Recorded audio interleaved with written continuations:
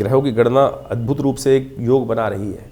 ग्रहों की गणना को पढ़ने से समझ में आता है कि बुध इस दिन जो है वो बृहस्पति के नक्षत्र में प्रवेश करने का योग बना रहे हैं और आपकी राशि के दृष्टिकोण से बृहस्पति पूर्ण दृष्टि से इस वक्त बुध पे दृष्टि भी डाल रहे हैं, पूर्ण दृष्टि से। जी हाँ, बिल्कुल, ये सुंदर योग जो बना हुआ है आपकी राशि के दृष्टिकोण से, राहु के जो नेगेटिव प्रभाव है, सूर्य के जो नेगेटिव प्रभाव है, उनको भी ठीक करने के लिए सुंदर योग आपकी राशि में बनकर तैयार हो रहा है। तो ऐसे में आपके लिए सबसे अच्छा ये है कि अपने विचारों को विशेष तौर पर उसका लाभ लेने का प्रयास करें।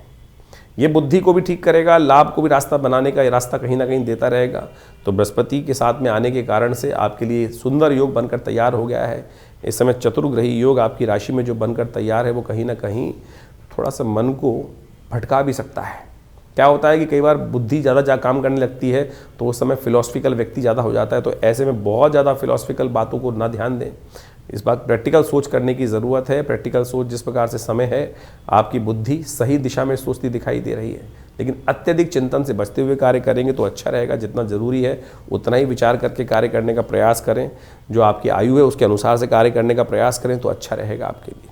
17 तारीख का दिवस मंगलवार का अवसर है, अमावस्या तिथि है और फागुन की अमावस्या यदि मंगलवार को पड़ जाए तो पुष्कर नाम का सुंदर योग बनाती है। और ये पुष्कर नाम का योग वही योग है कि इस दिन आदि तिथि में नव युग का आरंभ हुआ था।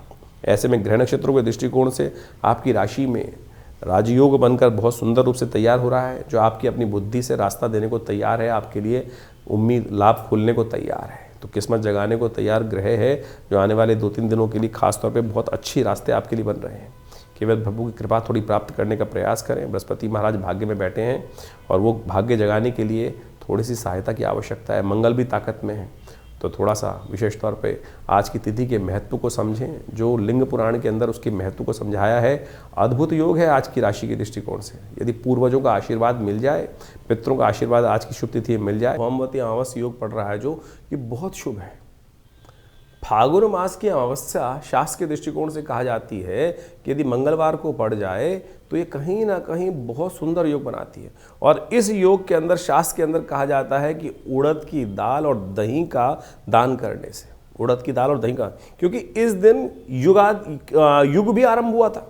कहा जाता है कि फागुन मास के दिन जो अमावस्या पड़ती है, फागुन के महीने में अमावस्या जो पड़ती है, उससे कुछ युग को भी आरंभ। देखिए, ये शास्त्र के दृष्टिकोण समझे कि केवल चतुर्युगी नहीं है, ये चतुर्युगी तो एक छोटी साइकिल है, इसमें अनेक बार वो युग हो चुके हैं। क्योंकि इस वक्त जिस हम योग में चल रहे हैं वही वस्वत मनवंतर में इस वक्त चल रहे हैं, कलयुग के प्रथम चरण में चल रहे हैं।